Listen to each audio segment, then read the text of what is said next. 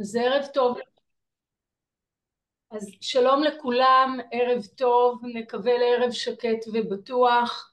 תודה לכל הנרשמים, המצטרפים והמשתתפים במפגש שלנו. חברנו יחד גוגל, טיק טוק, מטא, איגוד האינטרנט הישראלי והמטה הלאומי להגנה על ילדים ברשת 105 למפגש מקוון שכולו מיועד עבורכם ההורים. איך נשמור על הילדים שלנו ברשת, עצות וכלים למוגנות ברשת. המפגש יכלול סדרה של הרצאות קצרות של כל המשתתפים. עם הרישום למפגש קיבלנו למעלה מ100 שאלות. חלק גדול מהשאלות יקבלו מענה כבר במסגרת ההרצאות שתשמעו כאן, ועל חלקן נענה בנפרד לאחר ההרצאות, בחלק שנקדיש ממש לשאלות ממוקדות נוספות.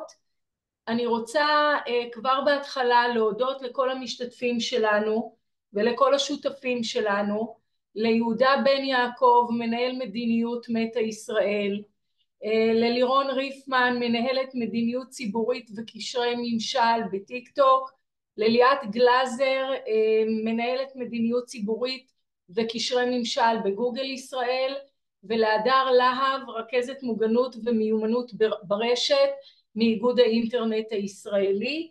אני רוצה להוסיף כבר בהתחלה תודה מיוחדת ללי גרסון אלי, ראש תחום בכיר מניעה וקהילה ב105, ולאורית אביטל, מנהלת תחום ההסברה והניו-מדיה שלנו, על סיוע בתכנון וניהול המפגש הזה.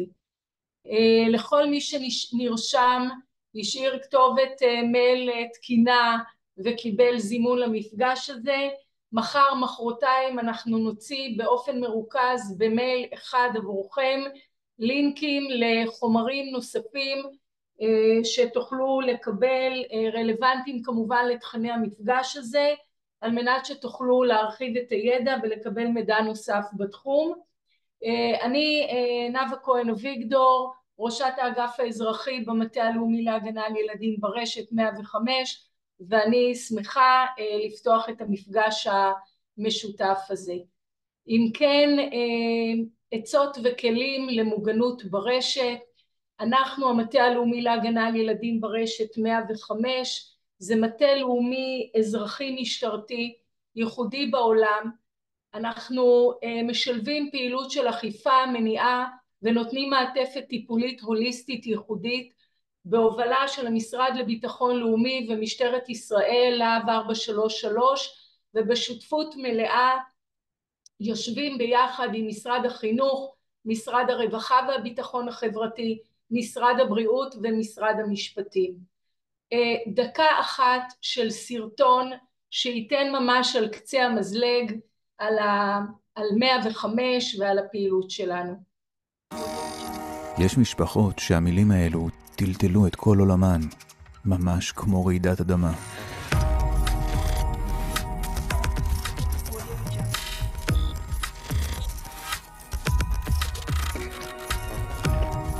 זה קורה בהרבה בתים, אולי גם בשלכם. אם בתכם או בנכם נפגעו ברשת, אנחנו איתכם ברגע האמת 24/7. חייגו 105. במוקד 105 פועל צוות מקצועי המורכב משוטרים חוקרי רשת לצד אנשי מקצוע מומחים מהמשרדים השותפים. ביחד אנו מספקים מענה הוליסטי ייחודי, אזרחי משטרתי ברגישות רב תרבותית. המטה הלאומי יחידה 105 מפעילים גם מפלג חקירות ומפלג מודיעין. עם כל הלב, עם כל הידע והטכנולוגיה, והכל במקום אחד. מוקד 105, כאן עבורכם 24/7.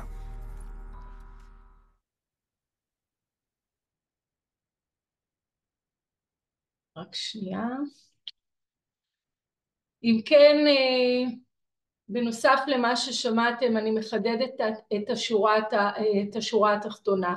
מוקד 105 זמין עבורכם 24/7, בכל מקרה או חשש לפגיעה בקטינים ברשת. אלה תחומי העניין שלנו: עבירות מין, בריונות ברשת, אובדנות, חשש לחיי אדם, תפיסת הפרטיות, כל הנושא של הפצת מידע, תמונות וסרטונים אישיים, תכנים מיניים, חומרים שעלולים לפגוע בסופו של דבר בפרטיות של הילדים של כולנו. כאשר פנייה מגיעה למוקד 105, יש לנו 3 ערוצי טיפול עיקריים.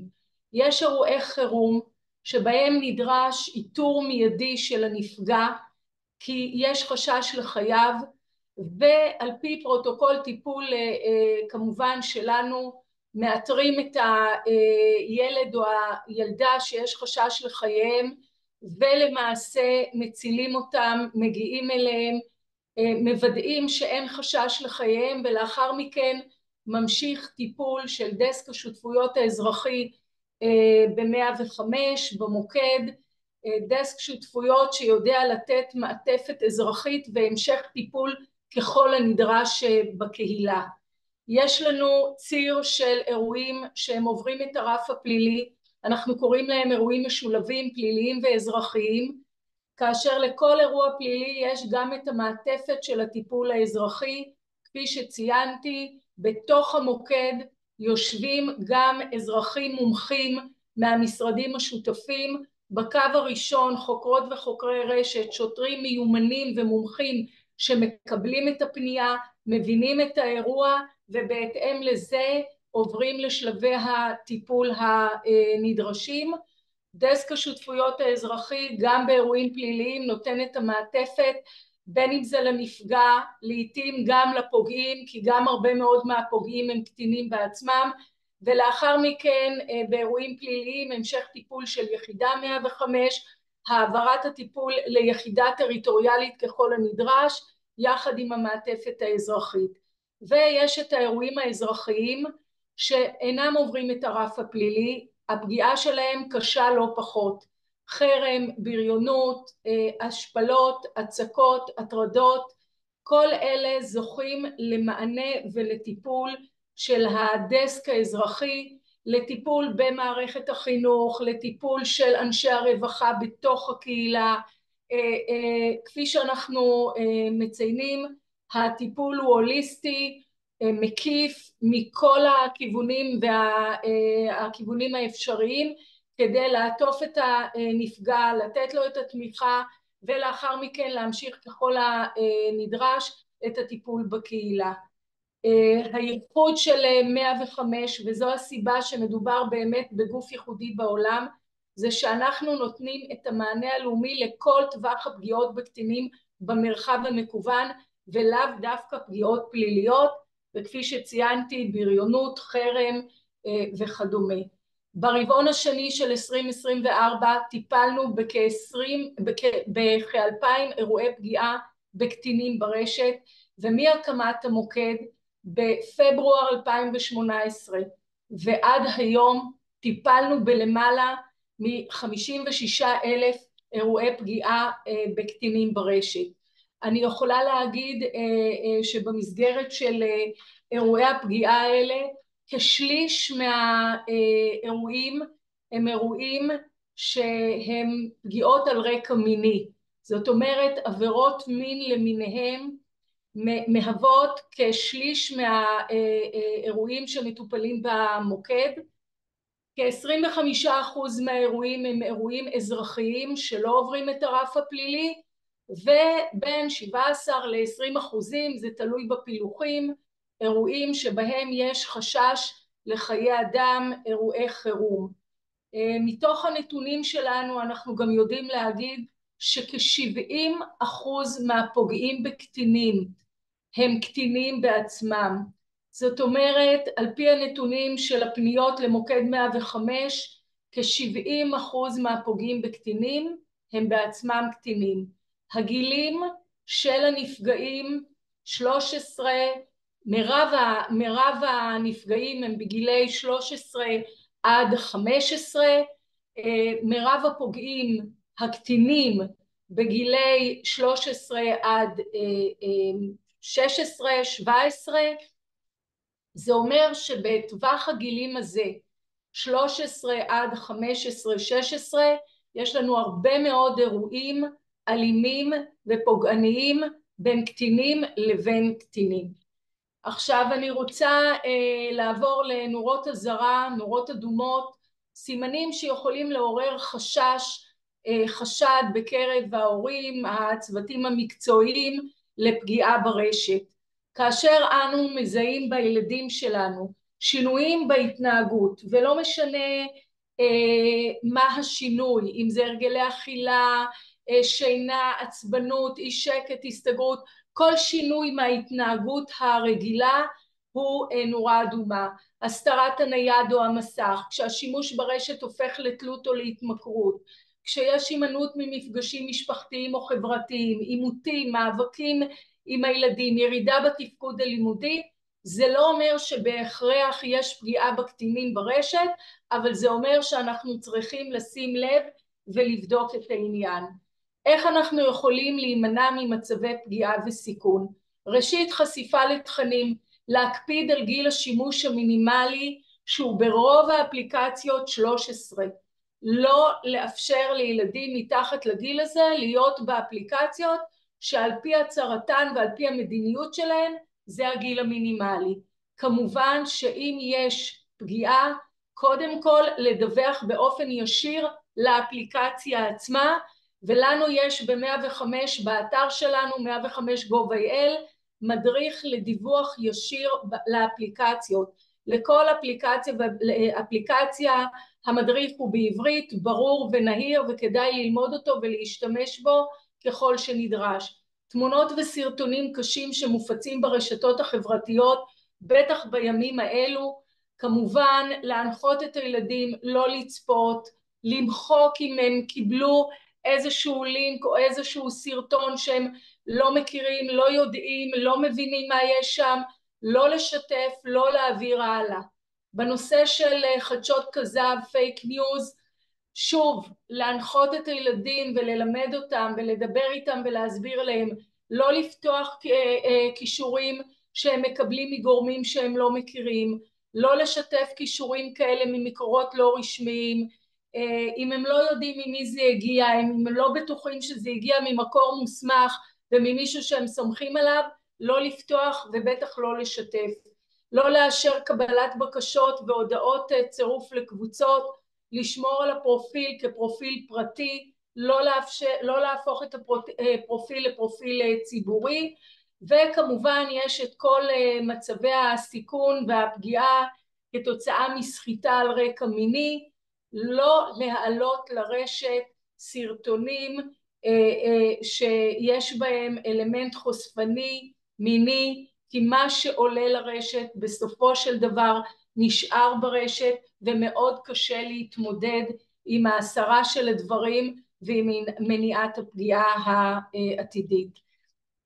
לכם ההורים, הדבר אולי החשוב ביותר, אנחנו כולנו צריכים להוות דוגמה אישית לילדים שלנו, בשיח שלנו ובכל ההתנהלות שלנו, להיות מעורבים 24/7 בחיים הווירטואליים שלהם, לשוחח איתם על ההתנהלות שלהם ברשת, לדאוג שזמן המסך שלהם יהיה איכותי, להתקין את האפליקציות ביחד איתכם ובאישור שלכם, לדאוג שהילדים, זה כמובן תלוי גיל, בטח הילדים הצעירים, יעדכנו אתכם לפני שהם מורידים אפליקציה חדשה, ולהתקין תוכנות לסינון אתרים ואפליקציות לבקרות הורים, אתם תשמעו על זה גם בהמשך מהמשתתפים הנוספים.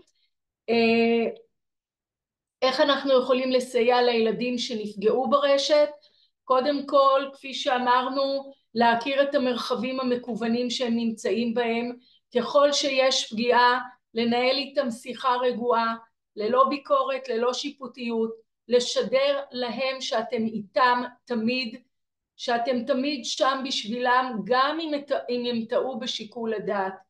להבין ביחד מהי הפגיעה, להבין שגם אפשר להתמודד איתה, שיש מי שיעזור לכם להתמודד עם הפגיעה, להנחות אותם לצלם את המסך, לתעד את הפגיעה, לחסום את הפוגע, להסביר באמת שעכשיו השלב הבא הוא לפנות לגורמים שיסייעו, ולשבח אותם על זה ששיתפו אתכם, מכיוון שזה דבר מאוד מאוד מורכב וקשה ולא פשוט לשתף את ההורים בפגיעה שילדים חוו.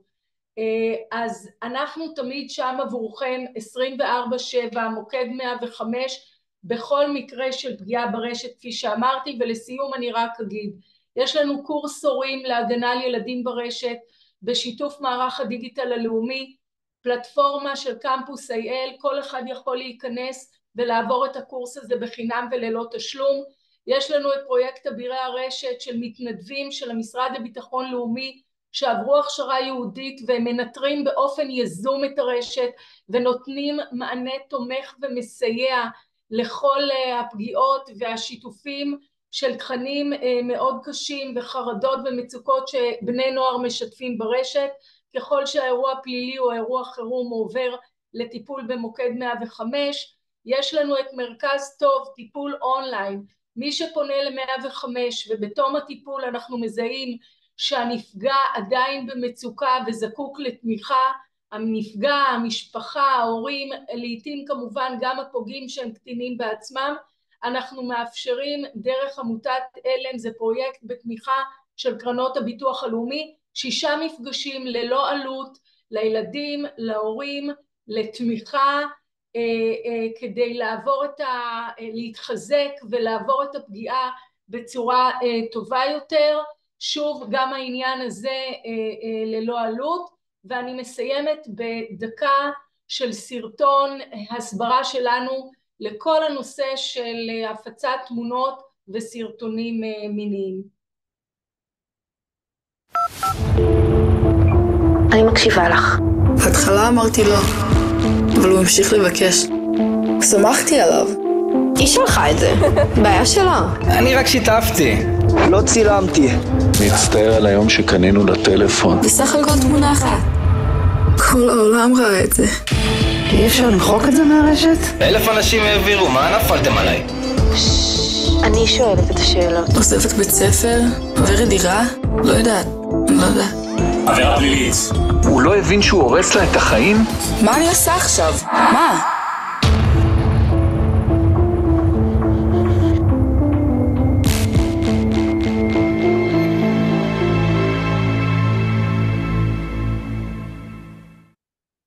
כן, אז גם כאן חשוב להעביר את המסר הזה לילדים. הפצת תמונות או סרטונים בעלי אופי מיני ללא הסכמת המצולם זו עבירה פלילית שדינה עד 5 שנות מאסר, ויש כרגע מהלך להחמיר את הענישה גם ל7 שנות מאסר, וזה מידע שחשוב גם לבגירים וגם לקטינים. אנחנו עבורכם, אפשר להיכנס גם לאתר שלנו ולקבל חומרים נוספים בעברית, בערבית ובאנגלית.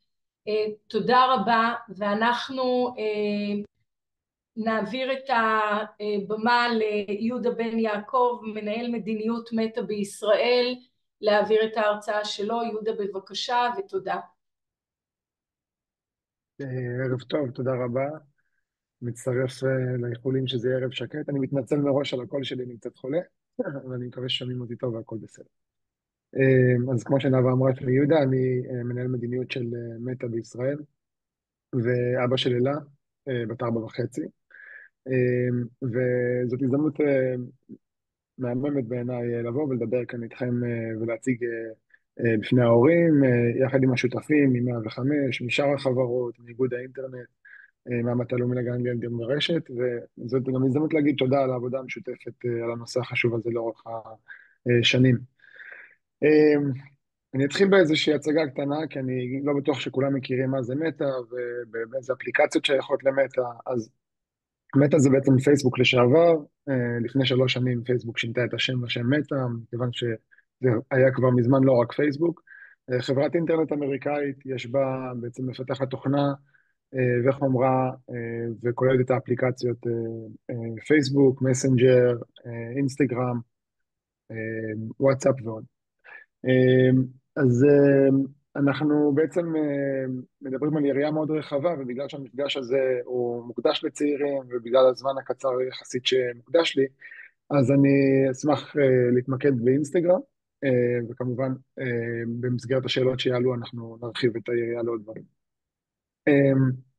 אז אני אתחיל מזה של אני חושב שלכולנו, גם לנו ההורים וגם לילדים שלנו יש לא מעט אפליקציות, לא מעט שירותים שאנחנו משתמשים בהם בנייד, במחשב, ובסוף אנחנו מגיעים לכל אחד מהם מאיזושהי מטרה שונה. יש אפליקציות שהן יותר בשביל בידור, יש אפליקציות שהן יותר בשביל תקשורת, כל אחת והייעוד שלה. אז אני רוצה שנבין רגע בעצם מה זה אינסטגרם. הייחודית של אינסטגרם זה בעצם שילוב בין תוכן שאנחנו מבקשים לצרוך אותו מכיוון שהוא מעניין אותנו, הוא נוגע בנושאים שמעניינים אותנו מצד אחד, ומצד שני זה תוכן שבא מחברים ומאנשים שאכפת לנו מהם ואנחנו רוצים לעקוב אחריהם ולהישאר איתם בקשר. ובהקשר הזה, אנשים בעצם מגיעים לאינסטגרם כדי לשתף רעיונות, לשתף אירועים מיוחדים, לשתף רגעים יומיומיים, זה יכול להיות כל דבר, ומכאן מגיע גם האינטרס שלנו שהחוויה של הביקור באינסטגרם תהיה חוויה חיובית. אני אשתף רגע את המצגת, אני אתחיל. יש לי פה איזו תקלה טכנית קלה, אבל אני מניח שנדבר על זה עוד רגע.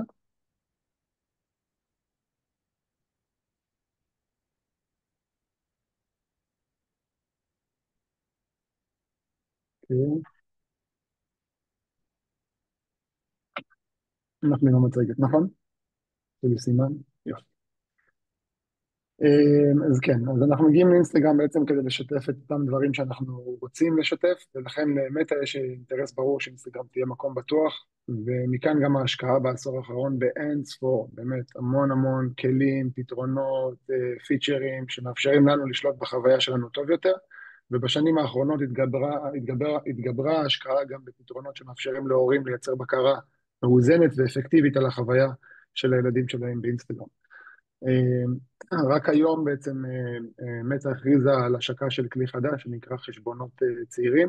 חשבונות צעירים זה בעצם הגנה שהיא בילט-אין בתוך החשבון, ברגע שחשבון מוגדר חשבון של צעיר, הוא מקבל שכבת הגנה נוספת שכוללת גם מניעה של התכתבויות או אינטראקציות לא מותאמות עם אותו צעיר או צעירה, גם מערכת של המלצות תוכן שהיא מותאמת גיל, וגם הגדרות פרטיות שהן חזקות יותר, והכל כברירת מחדל בחשבון. זה ממש השקה מהיום, אני אגע קצת בחלק מהפרמטרים שניתנים על ידי המערכת החדשה.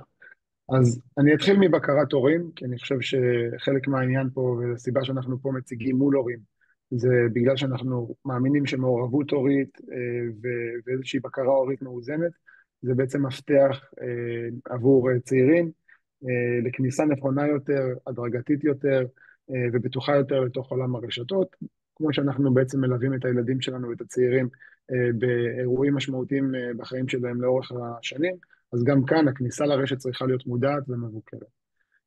כלי בקרת ההורים של מטא הוא בעצם מאפשר כל מיני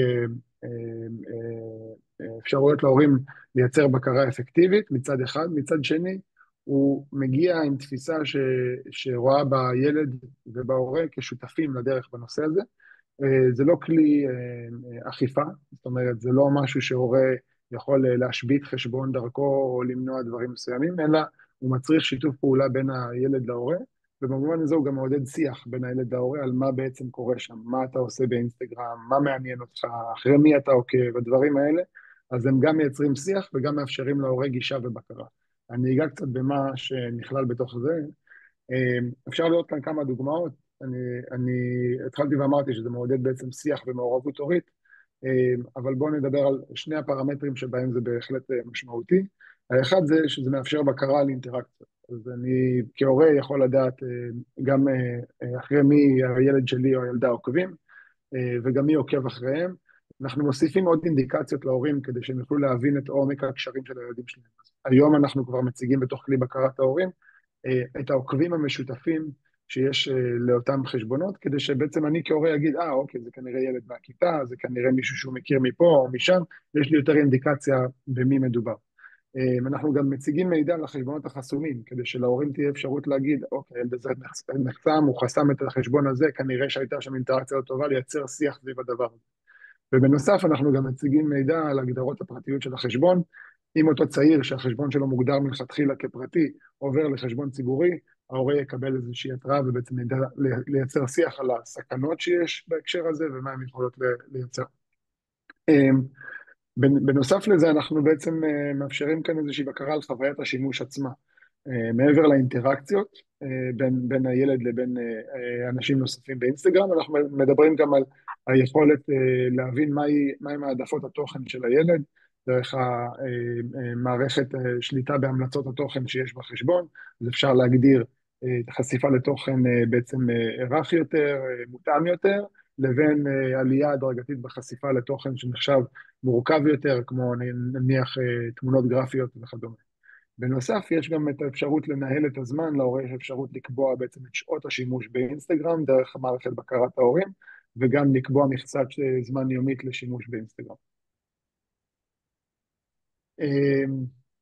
כמו שאמרתי, הגדרות ברירת המחדל של צעירים באינסטגרם, וכשאני אומר צעירים זה צעירות וצעירים מתחת לגיל 16, הם הגדרות פרטיות מלאות, זאת אומרת שהחשבון הוא פרטי, ולא ניתן לראות את התוכן שמוצג בו, אלא אם כן אתה עוקב אחרי החשבון, ואותו בעל חשבון אישר את המעקב הזה, וכמובן אנחנו כהורים, דרך כלי הבקרה, יכולים לראות מי אלה האנשים שעוקבים ונעקבים על ידי החשבון.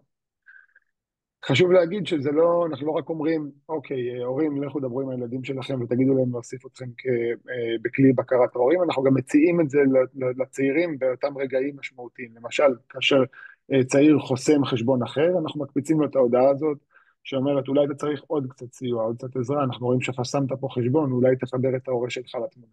זה חלק מהעניין של לייצר איזשהו שיח בונה בין ההורה לנער או לנערה. אז זה כלי בקרת ההורים, כמו שאמרתי, הוא מקבל שדרוג מאוד מאוד משמעותי, וההשקה שלו ממש הייתה היום, ובחודש הקרוב הוא ייכנס בצורה הדרגתית לכל החשבונות. ואנחנו גם מדברים על לתת יותר שליטה לצעירים על החוויה שלהם באינסטגרם.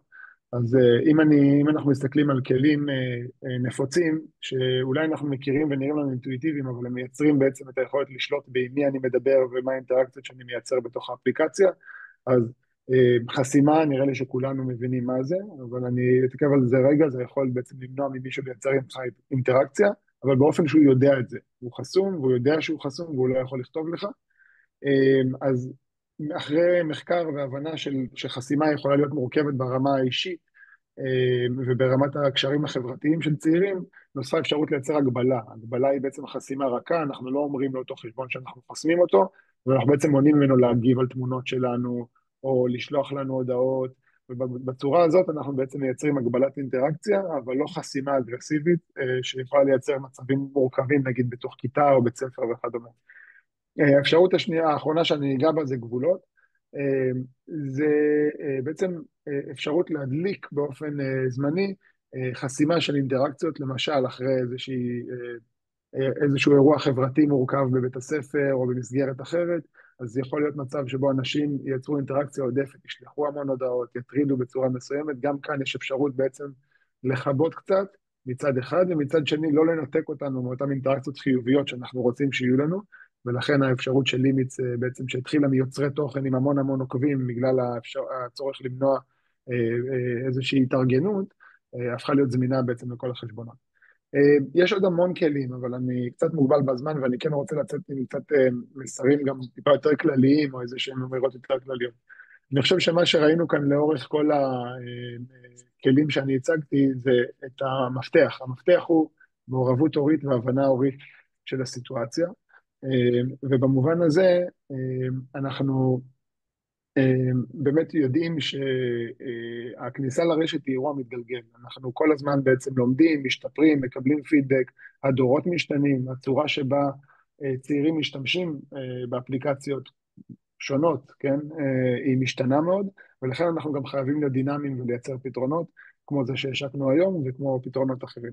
במובן הזה, המפתח עבור הורים זה להישאר מעודכנים, בעצם לא רק במה האפליקציות החדשות, או מה הטרנדים החדשים, אלא גם מה הם כלי הבטיחות, ואיזה אפשרויות שליטה אנחנו יכולים להעניק לילדים שלנו מצד אחד, ומצד שני איזה אפשרויות בקרה יש לנו.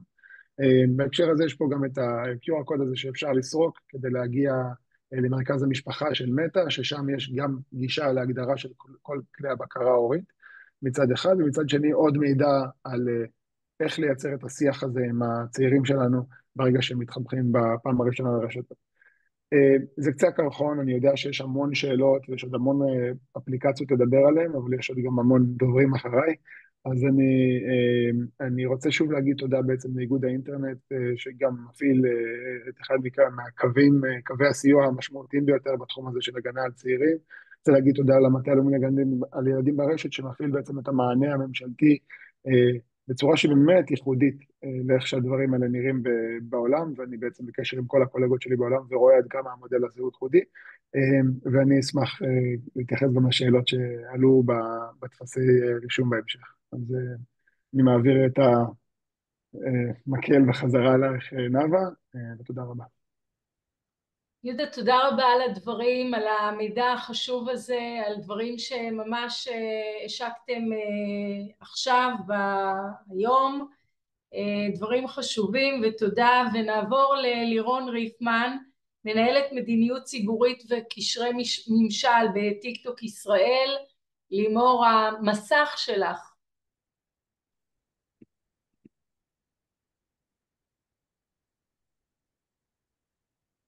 תודה רבה, אני הולכת להציג מצגת, רק שנייה. אוקיי, אז ערב טוב לכולם, אני מצטרפת מאוד לתודות של יהודה, ואני לירון, אני מנהלת את קשרי ממשל בטיקטוק בישראל, ואני רוצה לדבר איתכם על בטיחות בטיקטוק היום.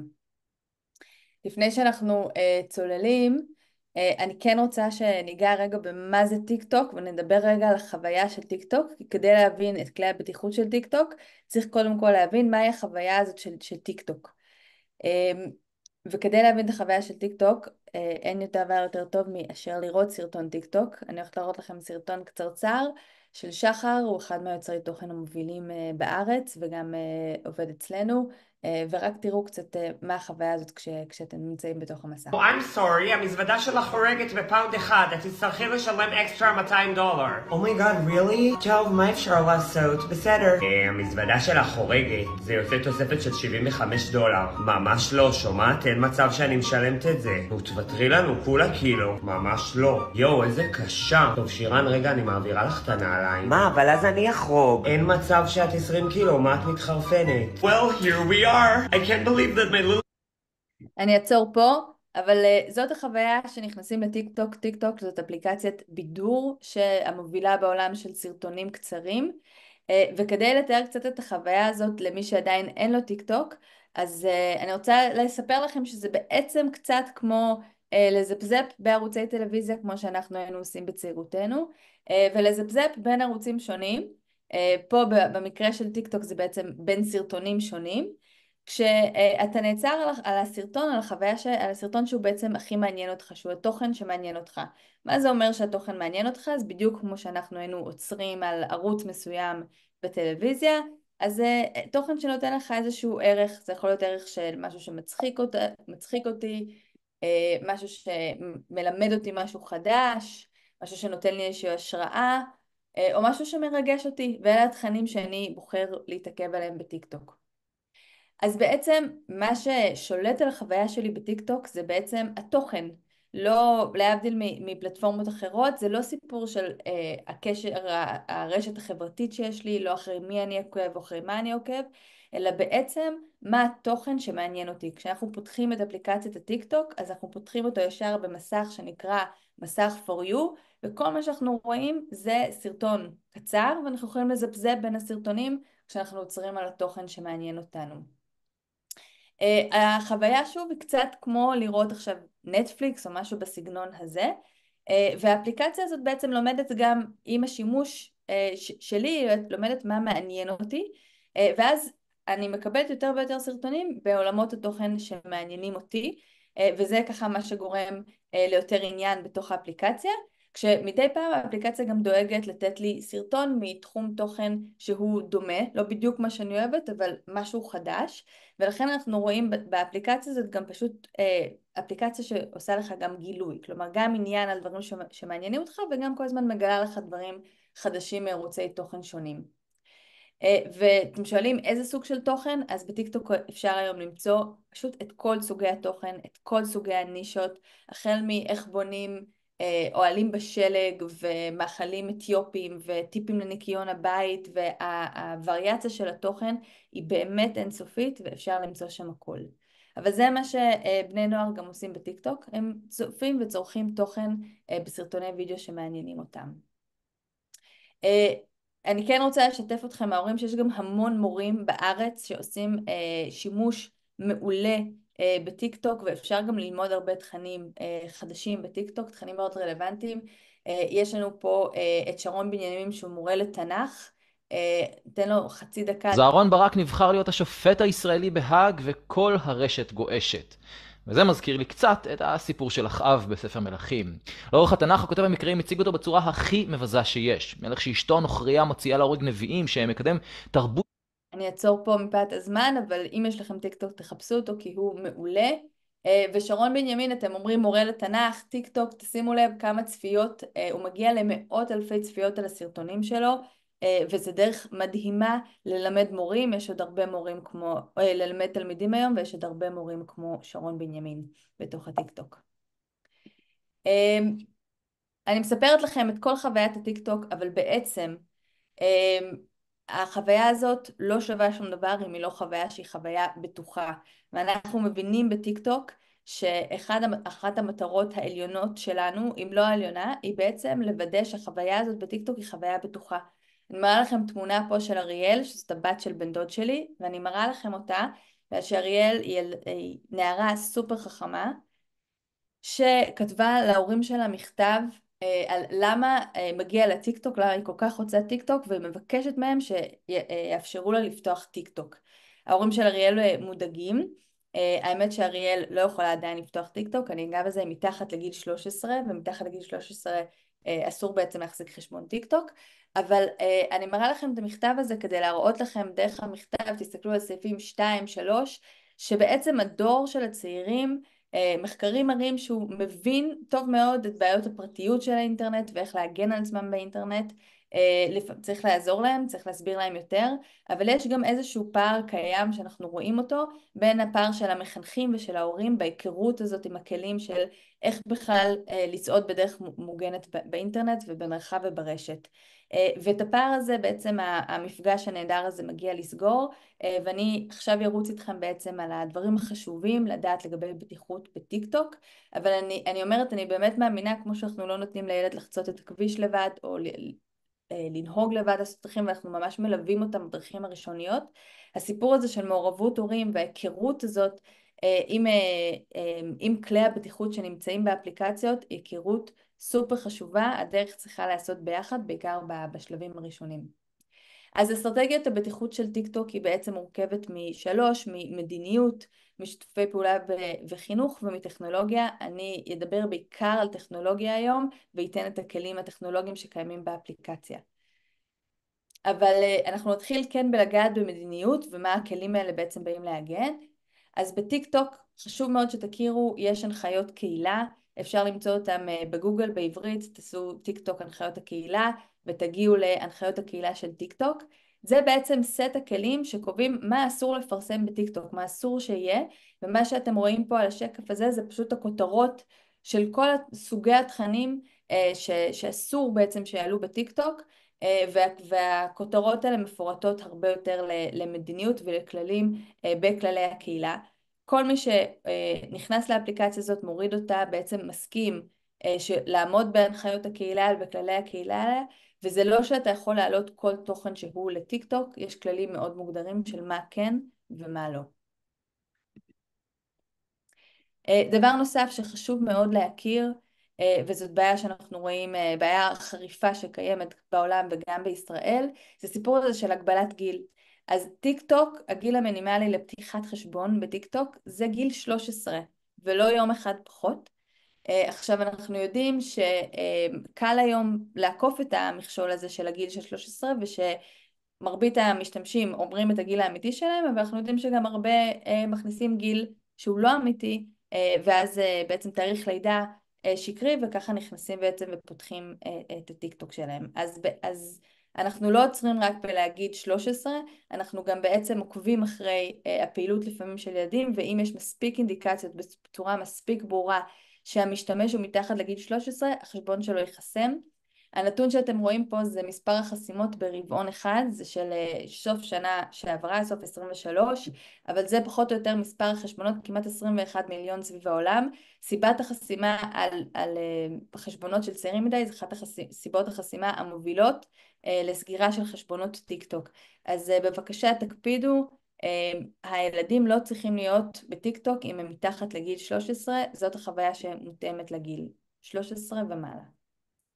דבר נוסף להכיר שהשמירה הזאת בעצם על חוויה תואמת גיל, היא לא רק כן 13 או לא 13, היא מלווה אחר כך בעצם את כל השימוש בין 13 ל-18, כי יש פער גדול בין חוויה של נערה בת 16 לבת 13, ולכן אנחנו דואגים להתקין את פיצ'רים שונים בתוך האפליקציה בהתאם לגיל, וזו סיבה נוספת מאוד שחשובה שבעצם הילד שלכם או הילדה שלכם הכניסו את הגיל האמיתי שלהם כשהם נכנסים לטיק טוק.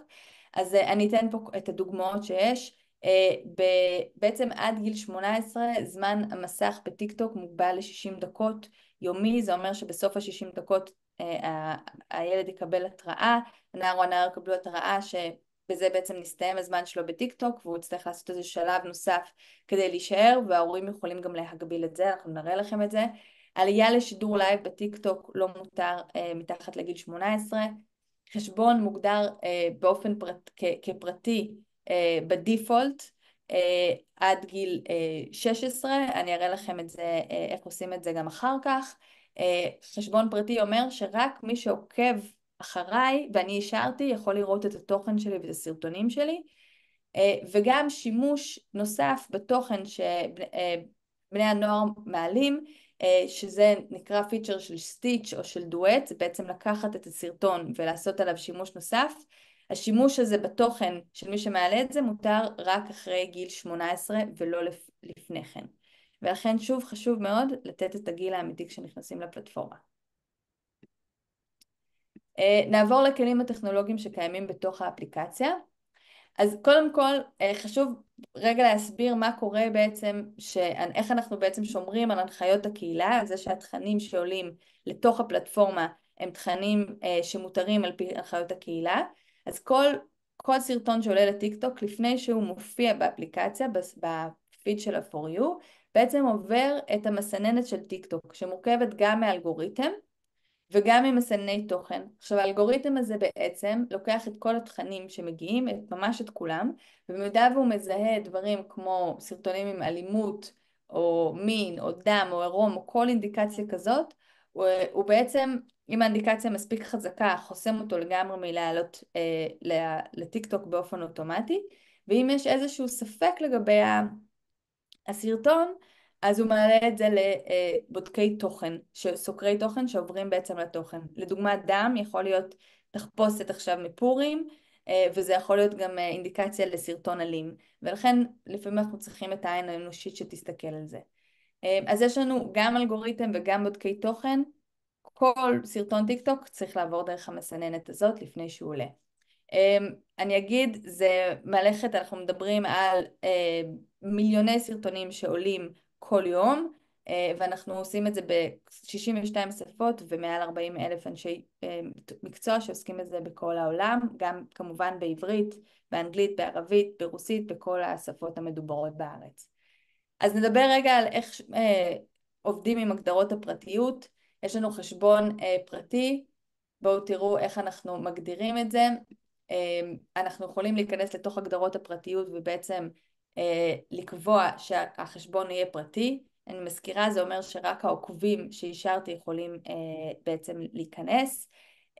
אני יכולה גם להגדיר לגבי כל סרטון וסרטון מי יכול לצפות בסרטון הזה, ואת זה אפשר לעשות ברגע שמעלים סרטון. אפשר להגיד רק אני יכול לצפות, או רק החברים, או בעצם כולם. ואפשר גם להגביל את היכולת של אחרים להוריד את הסרטונים שאני העליתי לטיק טוק. כל הדברים האלה שומרים ממש על התוכן לפרטיות של הילדים. עוד משהו חשוב זה היכולת לסנן תגובות. תגובות זה בעצם מה שרואים בפיד, ולכן יש כלי בתוך האפליקציה, גם זה נכנס בתוך הגדרות הפרטיות, זה נקרא כלי לסינון תגובות, אפשר למצוא אותו בקלות, ואז שם אפשר להגדיר בדיוק מה התגובות שיופיעו בסרטון, לסנן את כל התגובות, להגדיר שאני מאשר את התגובות מראש, או לסנן לפי מילות מפתח. גם את זמן המסך של בני הנוער אפשר להגביל, אפשר להחליט שההגבלה היא פחות מ-60 יום, אפשר ממש להחזיק את זה, אפשר להגיד שזה 20 יום, 10 דקות או מה שרוצים לפי כל יום, ואפשר לקבוע בעצם שאנחנו עושים את זה לפי היום בשבוע, אם זה סופש או אמצע שבוע, יש הגדרות מאוד מאוד מתקדמות לנושא הזה של כמה אנחנו מאפשרים לבני הנוער להיות במסך. על כל הגדרות הפרטיות האלה וזמן המסך אפשר בעצם ממש לשלוט ההורים בחשבון של בני הנוער שלהם, וזה דרך כלי שנקרא הקישור המשפחתי, וגם זה אפשר להפעיל מאוד בקלות. זה אומר שההורה יצטרך גם כן חשבון טיק טוק ולא רק בשביל הסיבה הזאת. נכנסים להגדרות הפרטיות, בוחרים בקישור משפחה, ממשיכים, מגדירים אם זה החשבון של ההורה או חשבון של הנער, ומקשרים את שתי החשבונות בעזרת ה-QR, ובעצם ככה אפשר לשלוט בהגדרות הפרטיות בזמן המסך ועוד. ניגע בעוד שני דברים חשובים. כל המידע הזה ועוד מצוי במרכז הבטיחות בטיקטוק באינטרנט, אתם יכולים לחפש את זה ולמצוא, יש פה גם המון מדריכים נוספים עם מידע, אני מאוד ממליצה להיכנס לזה. ודבר נוסף שחשוב זה בעצם היכולת לדווח על תוכן בטיקטוק. המסננת הזאת שהראיתי לכם, כמו כל מסננת, לעתים יש בחורים, אנחנו עושים את כל המאמצים שהחורים האלה יהיו הקטנים ביותר, אבל במידה נתקלתם באיזשהו סרטון בטיקטוק שמרגיש לכם לא נעים, או בן הנוער שלכם לא נעים, בבקשה תדווחו על התוכן הזה, זה עובד. אנחנו מאוד נעזרים עם הדיווחים האלה כדי לוודא שאחרים גם לא יקבלו תכנים מהסוג הזה. הדרך לדווח היא פשוט ללחוץ באופן ארוך על הסרטון עצמו, או לדגלון דיווח ואפשר לדווח דרכו, או לדווח על בעיה דרך פרופיל הטיקטוק. אני רוצה גם לנצל את ההזדמנות להודות לשותפים שלנו, כי מי שלא מרגיש בנוח או לא יכול לדווח רק דרך הטיקטוק, אפשר לדווח גם ל-105 וגם לאיגוד האינטרנט, שניהם נמצאים בקשר ישיר עם צוותי טיקטוק, ויכולים לדאוג להסרה מהירה מאוד של התוכן, אז תודה רבה לכם, ממש עבודת קודש. ועל החלקים האלה אני מדלגת כי נגמר לי הזמן, אבל אנחנו יכולים לדבר על זה בסוף. אנחנו מאוד גאים, יש לנו מדריך בטיחות שאנחנו השקנו אותו השנה, כל החומר שדיברתי עכשיו מצוי במדריך הזה בצורה מאוד ברורה וקריאה, ואנחנו נפרסם אותו לכל המשתתפים במייל שתקבלו אותו אחר כך. תודה רבה, ואני אשמח לענות על שאלות. אני מסיימת בזה כי אני באמת מאמינה שהשמירה על בני הנוער זה שמירה שהיא כוח של שילוב זרועות. כל נמצא פה בשיחה, גם ההורים, גם המחנכים וגם הגופים השונים שעוסקים בנושא. תודה רבה. לירון, תודה רבה רבה על ההרצאה, על שיתוף הידע, ושימו לב, הדגש החשוב על גיל השימוש המינימלי באפליקציות, זה בא לידי ביטוי בדברים שלך, זה יבוא לידי ביטוי לאורך כל ההתייחסויות שלנו. ילדים לא צריכים להיות ברשתות החברתיות הרלוונטיות מתחת לגיל השימוש המינימלי. אני רוצה לעבור לליאת גלזר, מנהלת מדיניות ציבורית וקשרי ממשל גוגל ישראל. ליאת, בבקשה, המסך שלך. שלום וערב טוב, ואני אגיד את התודות בקצרה בתחילה. תודה לך נאוה ותודה ללי ואורית ולמטה על שיתוף הפעולה לאורך כל השנים ועל הארגון של הערב הזה. תודה לאיגוד האינטרנט, נדבר בסוף קצת בבית הדיווחים של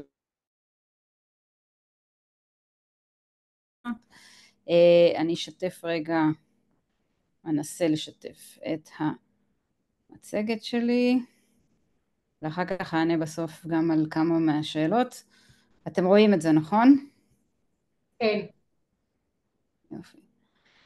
אז גוגל, קצת על גוגל, קצת עליי, כמו שנאמר, אני מנהלת קשרי ממשל ומדיניות ציבורית בגוגל בישראל. יש לנו כאן צוות מקומי שעובד כבר כמה וכמה שנים כדי לחבר את גוגל לעשייה הישראלית, לממשל הישראלי, לאקוסיסטם הישראלי, ואני גם אימא ל3 ילדים, אחת חיילת, אחת חיילת בקרקל, אחד חייל בטירונות בנחל, והעופרי שלי שהיא בת 11 והיא משתמשת בכל הפלטפורמות האפשריות, ולכן יש לי ניסיון גם בפלטפורמות אחרות. אז בעצם גוגל, אנחנו נדבר הרבה על יוטיוב, אבל גוגל זה לא רק יוטיוב, ואני רוצה לחלוק איתכם קצת מהתפיסה של גוגל לגבי חיים דיגיטליים של ילדים ובני נוער ברשת, ועל הגישה שלנו לבטיחות באינטרנט. אז תדעו, אם ידעתם ואם לא, יש 2.5 מיליארד ילדים ובני נוער שמחוברים לאינטרנט ברחבי העולם, וחשוב יותר מתמיד להבטיח שיש להם כלים וידע כדי לנווט בעולם הדיגיטלי. כתפיסה, גוגל מאמינה בידע, ולשם כך היא נוסדה, על מנת לארגן את כל הידע בעולם ולשתף אותו עם האנשים, כי ברגע שאתה נותן לאנשים ידע, אתה מעצים אותם, אתה מאפשר להם להיות יצירתיים, ולכן הגישה של גוגל היא לאפשר כמה שיותר, תוך שמירה על גבולות גזרה. יש היום 40% ממשתמשי האינטרנט החדשים הם ילדים. כל יום 175,000 ילדים מתחברים לאינטרנט, והחשיפה המוקדמת הזאת בעצם מצריכה אותנו, ההורים, לייצר שיח סביב שימוש נכון באינטרנט כבר מגיל צעיר. כחברה, גוגל לוקחת את העניין הזה מאוד ברצינות. אני שמה במצגות אחרות, יש לי שקף שכתוב בו with great power comes great responsibility. כשיש לך הרבה כוח, באה איתו האחריות. אני אהבתי להשתמש במשפט הזה הרבה, ואז גיליתי שהמקור של הביטוי זה סרט של ספיידרמן, אז שם קצת בפרופורציה, אבל זה נכון, ובגלל שאנחנו משרתים באמת מיליארדי משתמשים בעולם בהמון מוצרים שהם לא רק יוטיוב, בחיפוש, בג'ימייל, באפליקציות, אז אנחנו לוקחים את זה מאוד ברצינות, ולכן פיתחנו גישה סדורה לגבי בטיחות של ילדים באינטרנט. אז אנחנו נדבר עליה כמה דקות. אנחנו בגוגל מכירים באחריות שלנו, והמטרה שלנו היא להעצים את הילדים, ואנחנו לא עושים את זה לבד, אנחנו מתייעצים עם מומחים כדי, אני לא יכולה רגע, סליחה, אני מתקשה פה עם המצגת, אני רואה אותה כל אחד במקום אחר, אני אעשה את זה פשוט מכאן. אז אנחנו חושבים שזה נכון גם לתת לילדים כלים להעצמה, גם לתת כלים שמאפשרים בחירה ומכבדים את הרצון של המשתמשים שלנו, גם הילדים, ולבנות המוצרים שלנו מלכתחילה באופן שמאפשר להגן על הפרטיות ועל הבטיחות של הילדים באינטרנט. אז נחפור קצת בעקרונות האלה.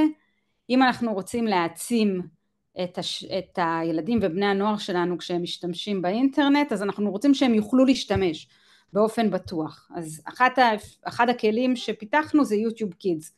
אני לא יודעת אם אתם מכירים, אני לא יודעת אם אתם משתמשים, אבל זה כלי מצוין שנותן מענה, אפרופו דיברו פה על מגבלת הגיל, הוא נותן מענה לגילאים הקטנים באמת. יש פה מערכת של גן סגור, כלומר כל התוכן ביוטיוב קידס הוא תוכן שנבחר מראש ומתאים לגילאים צעירים, עד בגדול לכאורה עד גיל 13, אבל באמת מבחינת התוכן עד גיל 9. אז זה כלי שגוגל פיתחה כדי לאפשר לילדים לקבל את הכלים האלה של שימוש באינטרנט מגיל צעיר, של חשיפה לידע ולתוכן שהוא רלוונטי להם והוא איכותי והוא עבורם, מבלי להיות חשופים לסכנות שיש מסביב. עוד פיצ'ר שיש ביוטיוב קידס, זה פיצ'ר שמזכיר לך לילד מעת לעת שצריך לעשות הפסקה, גם כן משהו שאנחנו פיתחנו כדי לשמור על ה-well-being של ילדים שמשתמשים בפלטפורמות שלנו. עוד פעילות שיש לנו שמאפשרת להעצים את הילדים, נקראת באנגלית שם מגניב Be Internet Awesome, אבל בעברית קוראים לזה גדולים באינטרנט. אתם מוזמנים לגגל את זה ולראות את הפעילויות שנמצאות שם. יש בעצם משחק אינטראקטיבי שמקרב את הילדים ומסביר להם על שימוש נבון באינטרנט בצורה משחקית, ביחד עם זה, כמובן הכל בעברית, נכון שהמצגת לא באנגלית, אני מצטערת על זה מראש, אבל גדולים באינטרנט, אני לא יודעת אם אני אעשה פה את הקישור אם אתם תראו את זה, אתם רואים את זה? לא? טוב, אני מניחה שאתם לא רואים, אבל אנחנו נשלח את כל הקישורים האלה בהמשך. יש שם חומר בעברית, האתר בעברית, ובנוסף יש גם כלים להורים ולמורים שרוצים לקחת את זה ולעשות מזה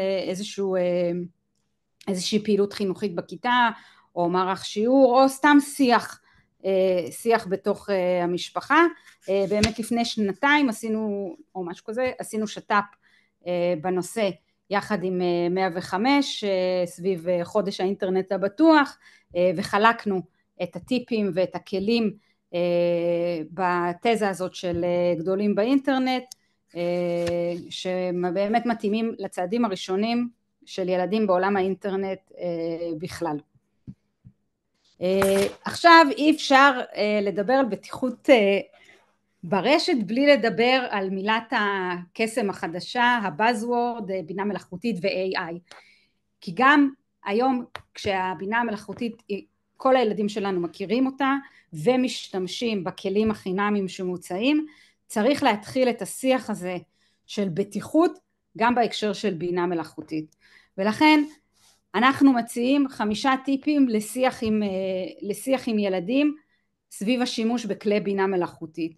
הטיפ הראשון זה לדבר על כך שבינה מלאכותית זה טכנולוגיה ולא בן אדם, היא יכולה לעשות טעויות, זה לא אישי מה שקורה שם, ולכן צריך לקחת את הדברים שקורים שם בערבון מוגבל.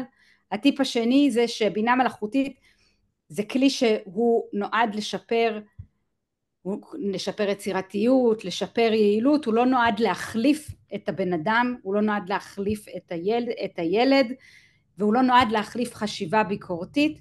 כלומר ילדים צריכים להבין וזה מתקשר גם לטיפ השלישי, שצריך להתייחס בביקורתיות לתוצאות ולתשובות שאנחנו מקבלים, בין אם זה תשובות כתובות, בין אם זה תמונות שאנחנו רואים או סרטוני וידאו, להפעיל חשיבה ביקורתית, ובאמת חשוב לעשות את השיח הזה מגיל צעיר, כי אני רואה בבית שלי, כאילו מבחינת הילדה שלי, אם היא ראתה משהו זה אמת, אם היא ראתה משהו, גם, זה נכון גם לפני עולם ה-AI, אם היא שמעה משהו בטיקטוק זה האמת, ולכן אני חייבת מחר ללכת לקנות לה את מה שהמליצו שם, אבל זה נכון על אחת כמה וכמה בעולם שבו יש תוכן שמיוצר בבינה מלאכותית, וצריך להיות יותר ביקורתיים כלפיו, ולעודד אותם שאם משהו מרגיש להם לא בסדר בתוכן שהם ראו, או בשימוש שלהם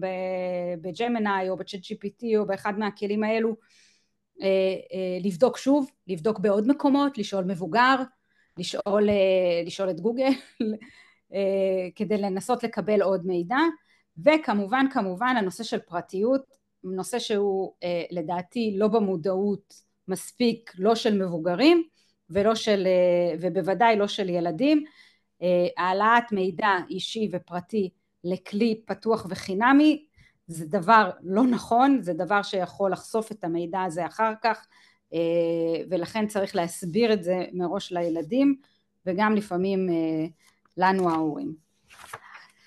אז כמו שאמרתי, אנחנו מאמינים בכך שצריך לכבד את הבחירות של המשתמש, לתת להם כבוד, ולכן אנחנו מציעים מגוון של אפשרויות בחירה לשימוש בכלים שלנו. בהתאם, כל משפחה יש לה את קו הגבול שלה. אני יכולה להגיד אישית שאני קו הגבול כנראה בין הכי מתירנים פה בשכונה שלי, אבל יש משפחות אחרות שזה פחות מתאים להם, ולכן אנחנו רוצים לתת לכל משפחה את הכלי לשים את הקו איפה שמתאים לה. והקו כמובן הוא נועד לשמור על איזון בין היכולת והרצון שלנו שהילדים שלנו כן יהיו באזור הזה, כן ייהנו מכל הטוב שיש לאינטרנט ולפלטפורמות להציע, אבל לשמור עליהם בגבולות שלא פוגעים בהם ושהם לא יחשפו לתכנים שלא הולמים את הגיל שלהם. אז הכלי שאני מניחה שחלקכם מכירים אותו, זו אפליקציית Family Link, זו אפליקציה שמאפשרת לשלוט על כל השירותים של גוגל וגם על עוד היבטים, מאפשרת להורים להגביל את זמן המסך, להגביל סוגי תכנים, להגביל רכישות, כאילו הורדות של אפליקציות ורכישות, וגם מאפשרת מעקב מיקום. כמו שנאמר פה קודם, זה כלי שהוא מצריך הסכמה מצד הילד, או שכאילו הסכמה, התוכנה צריכה להיות מותקנת גם בטלפון של ההורה וגם בטלפון של הילד על מנת לאפשר את השליטה. לצערנו, כאילו לא לצערנו, זה הפיצ'ר, זה צריך להיות רק במערכת, זה עובד רק במערכת אנדרואיד. עכשיו אני אעבור לדבר על יוטיוב, ואולי ארחיב אחר כך בשאלות, בהמשך לשאלות שקיבלנו. אז יש לנו ביוטיוב היום מגוון אפשרויות לצרוך את התוכן על ידי קטינים. אז כמו שאמרנו, יוטיוב קידס זו אפליקציה נפרדת מיוטיוב הרגיל, שמאפשרת לילדים קטנים לצרוך תוכן מקוון שנבחר עבורם וסונן מראש, ואין בו פרסומות ואין בו תכנים שיכולים להיות בעייתיים, ממש כמו ללכת כאילו המילה גן סגור בהקשר הזה היא גם בהקשר הגן, כמו ללכת לגן שאתה יודע מה קורה שם. אז זו החוויה. אבל אנחנו גם בגוגל אנחנו ריאליים ויודעים שהיום הילדים מתבגרים מוקדם, והילדים רוצים לקבל גישה לתכנים, להרבה תכנים שלא נמצאים בתוך יוטיוב קידס ולא בהכרח מתאימים לקבוצות גיל שהאפליקציה הזאת יועדה אליהם, ולכן יש לנו עוד כמה כלים וכמה אפשרויות. הדבר השני שמופיע פה זה, יש הגדרה ביוטיוב לתוכן שהוא נועד לילדים, made for kids. זה גם הגדרה שמי שמעלה את התוכן מגדיר אותה, וזה גם הגדרות שגוגל יודעת לשייך לתוכן בהתאם לכל מיני מאפיינים שהיא מזהה בתוכן. ואם אתם יושבים בבית עם הילד שלכם ביחד וצופים בחשבון שלכם ההורה בתוכן כזה שהוא made for kids, ההצעות הבאות בתור יהיו הצעות מותאמות לתכנים כאלה, ולא תקבלו פתאום הצעה לתוכן שהוא תוכן למבוגרים. זאת לא הדרך המומלצת ביותר לעודד צפייה שלכם, לעודד צפייה ביוטיוב יחד עם הילדים שלכם. כמובן שלשבת ביחד ולראות ולהיות ביקורתיים זה מצוין, אבל אתם לא תמיד ליד הילד. ולכן יש לנו, טוב, אני אלך לזה כבר בזה. יש לנו אפשרות לייצר מה שנקרא חוויה מפוקחת ביוטיוב. אני חושבת שלא הרבה אנשים מכירים את זה, ואם יהיה לנו אחר כך זמן במסגרת השאלות, אני אנסה לפרט יותר איך עושים את זה. מה שמתאפשר כאן זה, אם יש לכם ילד, שאני אומרת ילד, זה ילד מתחת לגיל 13. אם יש לכם ילד מתחת לגיל 13 ואתם רוצים לאפשר לו יותר חופש באינטרנט, אתם יכולים לייצר מראש חשבון של ילד, שאתם מגדירים, כשאתם פותחים את החשבון, אפרופו השיח שהיה פה, אתם אומרים את האמת, אתם אומרים שמדובר בילד מתחת לגיל 13, ואז החשבון הזה הוא אוטומטית חשבון שמקושר לחשבון ההורים, ולהורה יש שליטה עליו, והשליטה הזאת כוללת גם שליטה ביוטיוב. גם אם אין לכם פמילי לינק, דרך אגב, זה יכול לפתור לפעמים את בעיית המכשיר הלא מתאים, שלך יש אייפון ולילד יש אנדרואיד או הפוך. וכשאתם מגדירים את זה ונכנסים לסטינג של יוטיוב, אתם יכולים להחליט איזה רמת חופש אתם רוצים לאפשר. אתם יכולים לראות פה, לצערי שוב זה באנגלית, אבל יש, הרמה הראשונה היא תוכן שמתאים לגילאי 9, זה תוכן מצומצם, הרמה השנייה זה תוכן שעד לתוכן שמתאים לגיל 13, והרמה השלישית זה תוכן שהוא יותר רחב, עדיין יש עליו מנגנוני סינון ובקרה יותר מהרגיל, ואתם מחליטים את זה, וברגע שאתם החלטתם את זה, יש גם אפשרויות נוספות לשלוט על החשבון. כן. סליחה, אני ככה מתפרצת לדברייך, אבל אנחנו רוצים גם להגיע לשלב הבא, וגם אחרי זה אולי להספיק לענות על השאלות, אז אם את יכולה... אז אני אקצר, אני אדלג עכשיו על כמה שקפים, אבל במקרה, כמו שיהודה ציין, גם אנחנו ממש לאחרונה השקנו פיצ'ר חדש שמיועד לבני נוער. אנחנו מגדירים בני נוער, הכוונה מגיל 13 עד גיל 18, שלכאורה הם יכולים לפתוח בעצמם חשבון ג'ימייל וחשבון ביוטיוב, שיש עליו מגבלות מובנות, אבל הפיצ'ר החדש שאנחנו עכשיו משיקים, והוא יגיע לישראל בקרוב, הוא פיצ'ר שמאפשר לקשר בין חשבון כזה לחשבון של הורה, ומאפשר להורה לקבל תובנות על השימוש של בן הנוער שלו ביוטיוב, איזה סרטים הוא מעלה, לאיזה סרטים הוא מגיב, אחרי מי הוא עוקב. זה לא מאפיין שנותן לך כלים לחסימת תכנים, להבדיל מהדוגמה הקודמת שנתתי, אלא כמו שיהודה גם תיאר, כלי שמאפשר לייצר שיח. אנחנו נדלג על כל ההפתעות האלה. גם אצלנו, כשיש לך חשבון שמתחת לגיל 18, אז העלאות שלך הן מוגדרות מראש כברירת מחדל, כפרטיות והכי פרטיות, כאילו להגדרות הפרטיות המרחיבות ביותר, ואם אתה רוצה לשנות אותם, יש דברים שאתה לא יכול לשנות. נדלג. מה? כן, אולי נשאיר אם יהיו תוספות לזמן של השאלות, כי אני רוצה לעבור הלאה להדר. בסדר גמור. אני רק אגיד עוד משהו אחד, וזה שאנחנו ממליצים באמת בהקשר של דיווחים ופגיעות לפנות ל-105 ולאיגוד האינטרנט, שהם מדווחים מהימנים, וכשהם פונים בפנייה אלינו, אז הפנייה הזאת מקבלת תשומת לב גדולה יותר מאשר דיווח של אדם פרטני, ופגש בפעם הבאה. אז ליאת, המון המון תודה. אני אמרתי לך לפני המפגש שהרבה מאוד מהשאלות שהגיעו נגעו ליוטיוב וליוטיוב קידס, ולכן היה מאוד חשוב שהרחבת ונתת את כל המידע החשוב הזה על יוטיוב ועל יוטיוב קידס. ואני רוצה לעבור להדר להב, רכזת מוגנות ומיומנות ברשת של איגוד האינטרנט הישראלי. הדר, בבקשה, המסך שלך. אהלן, ערב טוב, אני משתפת מסך ואני אתחיל.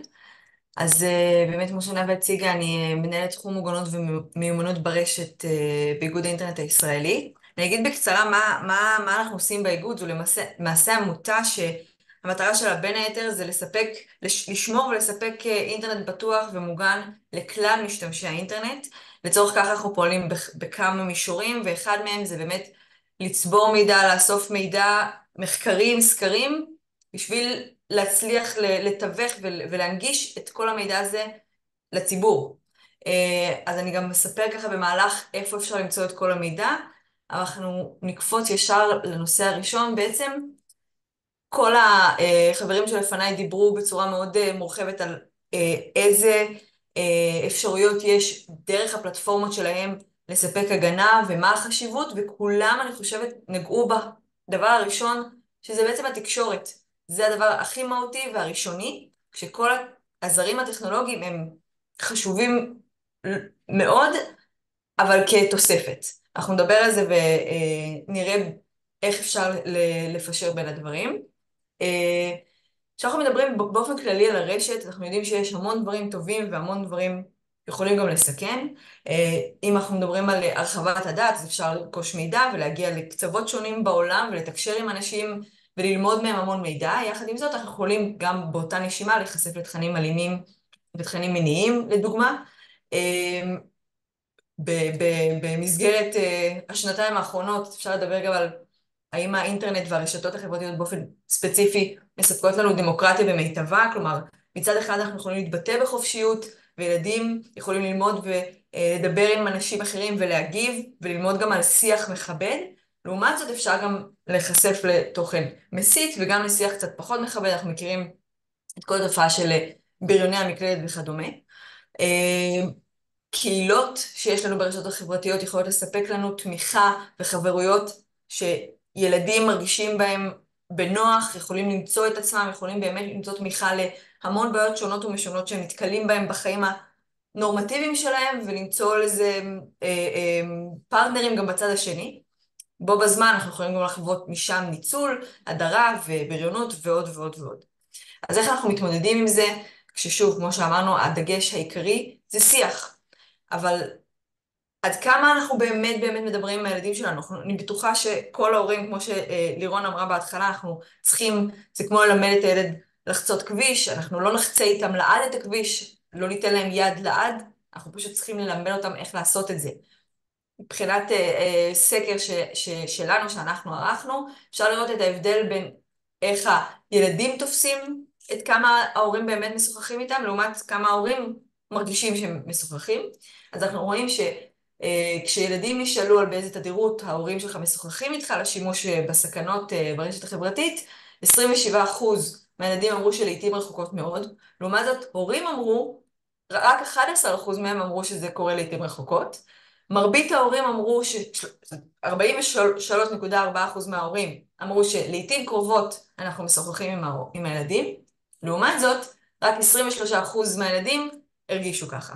כלומר, יש פה פערים, ובעיניי גם אפשר ללמוד מזה, אולי על הצורך של ילדים בתוך זה. זאת אומרת, ילדים לא היו אומרים שההורים שלהם לא היו משוחחים איתם, אילולא היה להם איזשהו צורך בזה. ילדים צריכים את ההכוונה שלנו ואת הגבולות שלנו כמו בכל תחום אחר בחיים, רק הבעיה שלנו זה שאנחנו יצרנו בשביל המרחב אינטרנט, מרחב מקביל לעולם הפיזי, ואנחנו לא, בעצמנו לא חווינו אותו, כך שיש לנו איזשהו קושי ואולי אפילו פחד להיכנס ולתווך את העולם הזה, ולמרות זאת אנחנו עדיין חייבים להיות שם.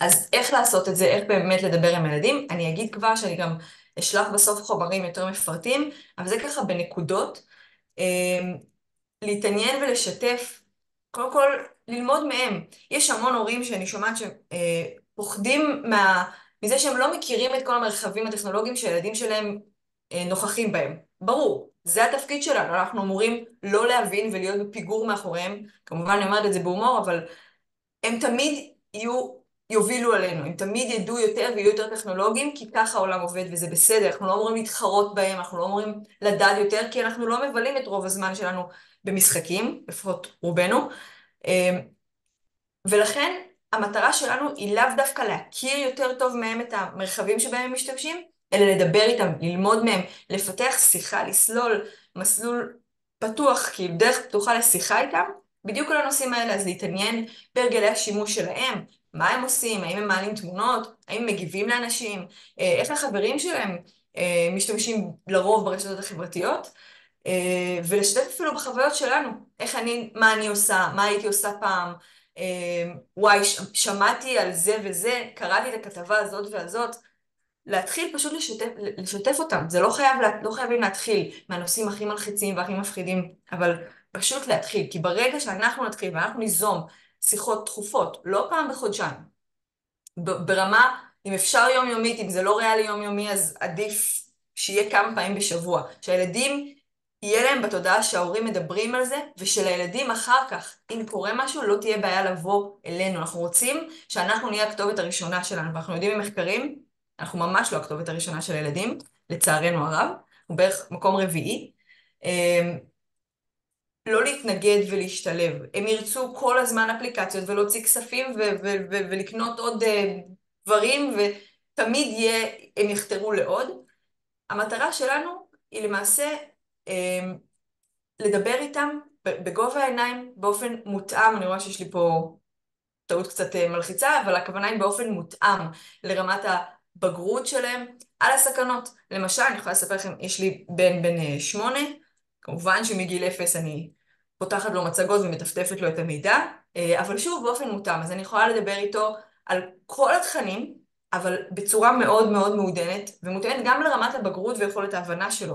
אז אני יכולה להגיד שאם הוא נתקל באיזשהו תוכן אלים, או אפילו תוכן של עירום, משהו שעושה לו לא טוב, אפילו לא לסגור את זה באיזושהי מסגרת כזו של משהו שגורם לך להרגיש לא נעים, תבוא ותדבר איתי. פשוט להציע להם את זה, להזכיר להם את זה שוב ושוב ושוב שאנחנו שם בשבילם. להזכיר בו בזמן גם על השימושים החיוביים שיש ברשת. אתם יודעים איזה יופי ומה אפשר ללמוד, כדי שאולי זה יחלחל והם ישתמשו ברשת גם כדי ללמוד ולאסוף מידע וללמוד איך אני לומדת, איזה מידע הוא מהימן ואיזה מידע הוא לא. כלומר, להתחיל לפתח את המיומנות הזו שנדרשת כבר שנים אחורה, וכנראה כאן כדי להישאר, לא נראה לי שהאינטרנט הולך לאנשהו בתקופה הקרובה. הכי חשוב, הדגש הכי חשוב, זה ביחד איתם. רוב הילדים שלא משתפים את ההורים, מעידים שהם לא עושים את זה, כי הפחד הכי גדול שלהם, לא משנה אגב באיזו מידת חומרה הם נפגעו, גם אם זו מידת חומרה הכי קשה שאפשר לעלות על הדעת, הסיבה שהם לא משתפים את ההורים, היא כי הם לא רוצים שההורים ייקחו להם את הטלפון. ואנחנו מבינים את זה, בואו לא נתאמם, אנחנו מבינים כמה זה דרמטי אם ייקחו לנו את הטלפון, גם אם נפגענו דרך המכשיר הזה. זה עדיין כל החיים שלנו. לכן, לא לתת להם איזושהי תחושה שהם באיזושהי ביקורת או שיפוטיות. הם צועדים בעולם שאנחנו לא צועדים בו עם אותם באותה רמת חוסן ובאותה רמת מוכנות שהם. זאת אומרת, הם מתחילים את דרכם גם דרך העולם המקוון. ולכן, להזמין אותם לשתף בחוויות גם שליליות וגם חיוביות, וכשהם באים, לא משנה כמה זה קשה לנו וכמה לפעמים זה יכול להיות אגרוף בבטן וזה יכול להיות, אבל אנחנו צריכים לחשוב שהם כאן בשבילם, ואנחנו צריכים להיות שם, להכיל אותם, לחבק אותם, לתמוך בהם, לחזק אותם על זה שהם באו ושיתפו אותנו, ורק אחר כך לחנך, בואו נראה איך אפשר לעשות את זה יותר נכון, בואו נראה איך נתמודד עם זה. אז אם אנחנו כבר מדברים על התמודדות, באמת הזכירו כאן את זה שאנחנו trusted flaggers, זאת אומרת שאנחנו משתפים בקשרים מאוד מאוד טובים עם הרבה מאוד פלטפורמות, בעיקרן גם מהחברים שנוכחים פה, וזה גם טיק טוק, זה גם מטא וזה גם גוגל, אבל בגדול אני יכולה להסביר איך ובאיזה דרך אנחנו עושים את זה, וכיצד אתם יכולים להשתמש בנו כמקור מעולה לפנייה ולעזרה. אז בגדול, בשנת 2013 הוקם באיגוד קו הסיוע לאינטרנט פתוח, שהמטרה שלו זה למעשה שירות תמיכה והגנה, באמת יחיד מסוגו לכלל המשתמשים. אני גם אגיד שגם חומרי המידע שיש לנו, וגם הקו הזה, גם לשפה העברית וגם לשפה הערבית, ואנחנו זמינים באמת לכל האזרחים בכל הגילאים במדינת ישראל, לכל משתמשי הרשת. אז מה זה אומר בעצם גורם מדווח מהימן? כמו שהוזכר כאן, ברגע שפנייה מגיעה אלינו, ואנחנו עושים את הסינון כבר של להבין איזה סוג פנייה, אם יש דרך שאנחנו יכולים לעזור לפונים, אנחנו עוזרים באותו רגע, בגלל זה אנחנו גם משמשים גם באמת כאילו עזרה ראשונה כזו, אם אנחנו יכולים להפנות אותם למידע באתר שלנו, או בכל אתר אחר, אנחנו מפנים אותם לאן שצריך, אנחנו גובים המון עם 105 ומפנים גם אליהם, ולכל מיני גופים וגורמים. אבל once אנחנו מבינים שיש פה איזושהי צורך, אנחנו יכולים א' למנוע הסלמה של אירועים, כלומר אם למשל סתם קיבלנו פנייה על מישהי שהפיצו סרטונים שלה, אנחנו יכולים ישר באותה רגע לפנות לפלטפורמה שבה זה הופץ, ויש לנו תקשורת מאוד מהירה וזה מאוד מאוד אפקטיבי. ברוב המקרים זה יורד הרבה יותר מהר מאשר שכשהמשתמש פונה בעצמו. ככה שיש לנו יכולת גם, בגלל הקשר, בזכות הקשר שלנו יש לנו יכולת גם לדווח לחברות מה רמת הקושי והעוצמה של הדבר. אנחנו יכולים גם להפנות למידע, כמו שאמרתי, אנחנו כל הזמן על זה, מעקב אחרי טרנדים פוגעניים ומסוכנים, אנחנו boots on the ground, מה שנקרא, מכירים את השטח, חיים את השטח יום יום, ואנחנו כאן בשביל לתת מענה, שכמו שאמרתי הוא אפקטיבי ומאוד נוח ונגיש ונעים בכל השפות.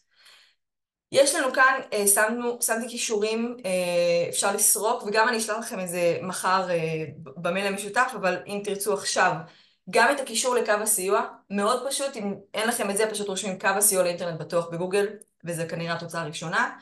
אפשר להגיע, ממלאים טופס וזה ישר נשלח. מדריך להורים לתיווך הרשת לילדים, גם חלק מהדברים שדיברתי. בנוסף, ואני ארחיב על זה בחלק של השאלות, יש לנו מדריך שעושה סדר בבלגן בנושא של סינון תכנים ובקרת הורים, מה זה מה מגיע לנו בחינם, לאן כדי ללכת, איזה חברות, מה החברות הפרטיות מציעות, במה אפשר להשתמש ומה כדאי, אז תישארו לחלק של השאלות. תודה רבה, קודם כל לחברים הנאמנים שלנו, לאורך כל הדרך, כל השנה וכל הימים שאנחנו ביחד איתכם, זה קשר מאוד מאוד חשוב, גם לקשר עם 105, אנחנו מוכירים גם על הערב הזה וגם על הקשר המדהים שיש לנו איתכם, שרק נמשיך ככה ביחד למטרה האצילית הזו. תודה. הדר, המון המון המון תודה. את היית אחרונת הדוברים, ואת תהיי הראשונה לענות על השאלות, אבל אני רוצה רגע להגיד לכולם, אנחנו גלשנו בזמנים, אבל אני חושבת שהחיבור הזה של כל הגופים האלה ביחד, ולא היה פשוט לארגן את המפגש הזה, הוא מפגש חשוב שבאמת הנציגים הבכירים מכל הגופים יושבים יחד ומשתפים בידע. אנחנו רוצים לתת מענה לשאלות שהעברתם, חלק גדול קיבל כבר את המענה במסגרת ההרצאות. נעבור ממש לסבב התייחסויות קצר, 2-3 דקות, לא יותר, כדי שנעמוד במסגרת זמנים. אז הדר, תתחילי את באמת בכל הנושא של תוכנות לבקרת הורים, בבקשה. אוקיי, אז אני חושבת שבתור התחלה חשוב להבחין קודם כל מה זה סינון תכנים ומה זה בקרת הורים. הרבה פעמים זה יכול להיות ביחד, אבל שנייה בשביל שנבין את הטרמינולוגיה. סינון תכנים אומר שאני בעצם יכולה למנוע מתכנים בעייתיים להתנגן בטלפון שלי. למשל, אני מתקינה את התוכנה הזאת, תכף נדבר על איך אפשר להתקין, אבל אני מתקינה את התוכנה הזאת על הטלפון של הילד שלי, נניח על המכשיר, אני יודעת שהוא עכשיו לא יכול לפתוח סרטים פורנוגרפיים שסומנו כסרטונים בעייתיים. אוקיי, אני לא אכנס בדיוק לפירוט לאיך זה עובד, רשימה שחורה, רשימה לבנה, אבל בגדול זה אומר שזה מונע פתיחה של סרטונים בעייתיים. בקרת הורים זה כאילו השלב אחד מעל. זה אומר שבעצם אני כאימא מקבלת עדכון על הפעילות של הבן שלי. עכשיו, לגבי איזה פעילות וכמה עדכונים ומה יכולת ההגבלה שלי, זה כבר תלוי חברה. ראינו פה את כל האפשרויות שיש בפלטפורמות השונות. יש גם חברות פרטיות שמספקות רק את השירותים האלה, ויש הבדלים, יש יתרונות וחסרונות לכולם. אני כן אגיד, אין משהו אחד שהוא נכון לכולם. אם היה, אני חושבת שזה הרבה יותר קל, עולם הרבה יותר פשוט, אבל כל אחד כל הורה והצורך שלו, בדיוק אגב כמו שליאת אמרה, היא יותר מטרנית, השכנים שלה קצת פחות. כל ילד והצורך שלו, יש ילדים בוגרים יותר, בגיל צעיר שצריכים הגנה יותר מסיבית, ולכן חשוב בעיקר להתאים את זה. קיבלנו הרבה שאלות גם על איך אפשר למנוע מהילדים להרגיש, או לתווך את זה לילדים ככה שהם לא הרגישו שמדובר פה במעקב. אני אהיה כנה, זה בעייתי. אני חושבת שהבן שלי מאוד לא אוהב את התוכנה ששמתי לו, הוא מקטר עליה לא מעט, אבל מפאת גילו הצעיר, הוא מבין שאין לו ברירה, הוא יתמודד עם זה. ככל שהוא יתבגר, וככל שאני אמשיך לחפור לו, כמו שאני עושה בעדיקות, על השימושים והסכנות ואיך אפשר ואיך לא, שוב, חשוב לא להפחיד אותם ולא להביא אותם מהעולם הזה, אבל ככל שהוא יתבגר, אני אשחרר לאט לאט יותר ויותר. אז מה זה אומר בעצם? אני אגיד, כחלק מהחקיקה במדינת ישראל, חלק בחוק של משרד התקשורת, מגיע לכולנו, כל מי שעושה מנוי אינטרנט כלשהו, מגיע לנו סינון תכנים בסיסי בחינם. כלומר, כמו שאמרתי, ברגע שאנחנו מתקינים את התוכנה הזו, אני יודעת שאני לא יכולה לפתוח תכנים שנחשבים לפוגעניים. יש הגדרה גם בחוק למה הם תכנים פוגעניים, לא ניכנס לזה עכשיו, אבל יש פה נקודה שחשוב מאוד מאוד להבין. ברגע שאני מתקין, וזה מורכב וזה גם מוסבר באתר, אז אם זה מסובך מדי ואתם רוצים להבין יותר לעומק, אז פשוט תסתכלו באתר, זה באמת רשום שם בצורה ברורה. ברגע שאני מתקינה, נניח עשיתי עכשיו מנוי לאינטרנט ביתי. התקנתי את התוכנה הזאת, אז כל מכשיר שאני אגלוש באמצעותו בדרך האינטרנט הביתי שלי, יהיה מסונן, בהתאם לסינון שהתקנתי. כלומר, אם אני במחשב, אם אני בטלפון, או אם אני לא משנה במה, התוכן שלי יהיה מסונן. אבל אם אני לוקחת את הטלפון שלי והולכת לחברה ומתחברת לווי-פיי שלה, כשבבית שלה אין סינון, הטלפון שלי לא יהיה מוגן. הילד שהולך לחבר שלו יכול אז להיכנס ולהיחשף בכוונה או שלא בכוונה לתכנים פוגעניים. וזה משהו שחשוב להבין. יש הבדל בין לשים את התוכנה על האינטרנט או על המכשיר. אותו דבר גם אם שמתי את התוכנה על המכשיר, אם נניח רכשתי תוכנה באופן פרטי או עשיתי באחת האפשרויות בחינם, זה לא מגן עליי באופן כולל. זה מגן עליי רק במכשיר שלי ולא במחשב לצורך העניין, ולא בטאבלט ובטח לא במכשיר של ההורים. צריך, הדקויות האלה הם כאילו זה נשמע סמנטיקה, אבל בסוף אם אני בתחושת מוגנות והיא לא נכונה ולא נאמנה למציאות, זה יכול להיות בטח בעייתי. אדר? כן? זהו, תתכנסי לסיום, תודה. כן, כן, זהו, אני חושבת שאלה הנקודות העיקריות. אני אגיד רק באמת לסיכום של כל הדברים, חשוב לדבר עם ילדים מגיל 0 על מה נכון ומה לא נכון, כמו כל דבר שאנחנו מדברים איתם שוב בצורה מאוד מותאמת, והסינון הוא תמיד אני אומרת שהסינון, השימוש בתוכנות, זה בעצם כמו חגורת בטיחות, זה לא במקום הנהג. תודה רבה ושיהיה ערב טוב. אז דר, המון תודה. לירון, יש לך 2 דקות להתייחסות שלך, בבקשה. לירון מטיקטוק. תודה. אז אחת השאלות שעלתה היא האם אפשר לסנן תוכן מסוים מהפיד של הטיקטוק, והתשובה היא כן. נכנסים להגדרות הפרטיות, ואפשר דרך הגדרות הפרטיות להיכנס גם לסינון של תוכן. אפשר להגדיר דרך מילות מפתח. אם המילות מפתח האלה מופיעות בתוכן עצמו, אני לא רוצה שבכלל יראו את התוכן. אפשר לעשות התחול מחדש של האלגוריתם כדי שכל האפליקציה בעצם תחילי מחדש, ואפשר לעשות שם מגבלות נוספות על התוכן שאפשר לראות. אפשר גם לעשות הגבלת תוכן רחבה יותר דרך האפליקציה של קישור משפחתי בטיקטוק שהצגתי לכם אותה.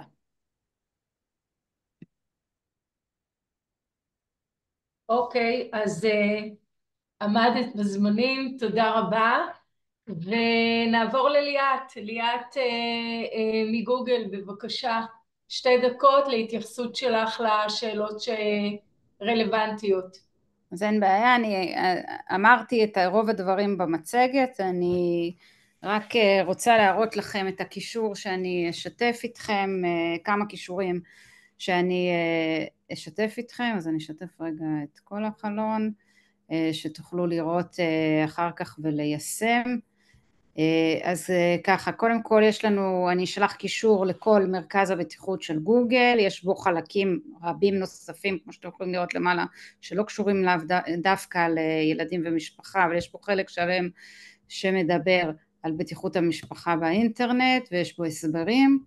אני אשלח גם קישור לגדולים באינטרנט, שניסיתי להראות לכם קודם וכשלתי, שיש בו את המשחק המקוון, ואת כל הכללים והעקרונות ועוד חומרים למשפחה, והכי חשוב, אני אשלח את הקישור לגבי הגדרת חשבונות בפיקוח, לאותם ילדים שהם מתחת לגיל 13, יש פה סרטון, אם אתם נכנסים אצלי בדפדפן של העבודה, הכל מופיע באנגלית, אבל אם אתם נכנסים דפדפנים שהשפה שלהם מוגדרת עברית, יש גם כתוביות בעברית, לדעתי גם פה.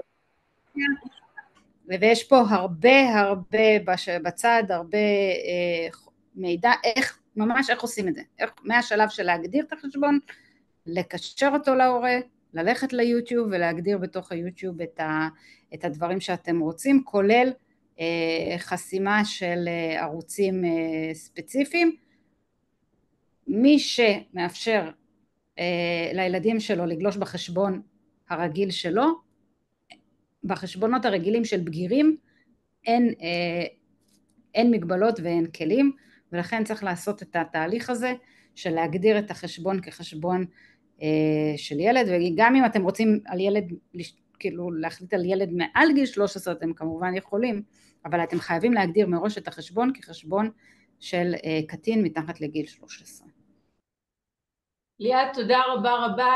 יהודה, בבקשה, יהודה ממטא, מטא ישראל, המסך שלך. אני אהיה קצר, אני מבין שאנחנו ככה בסוף, וגם הקול שלי הולך ואוזן, אז אני אהיה קצר, אבל אני נשאלתי על הגבלת זמן מסך באינסטגרם. אז אני רוצה לענות בשני מישורים. אחד, זה השאלה מהו זמן מסך. אנחנו באינסטגרם, ובכלל באמת המבדילים בין זמן מסך אקטיבי לזמן מסך פסיבי. זמן מסך אקטיבי זה כזה שבו אני מתקשר עם החברים שלי, אני עושה פעילויות חברתיות, אני לומד.